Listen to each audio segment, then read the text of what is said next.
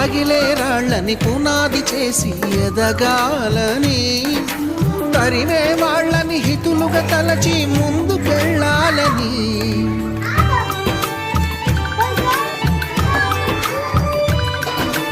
కన్నుల నీటిని కలల సాగుకై వాడుకోవాలని, కాల్చే నిప్పుని ప్రమిదగా మలచి కాంతి పంచాలని, గుండెతో ధైర్యం చెప్పెను, చూపుతో మార్గం చెప్పెను, అడుగుతో గమ్యం చెప్పెను. నేనున్నానని నేనున్నానని, నీకేం కాదని, నిన్నటి రాతని మార్చేస్తానని.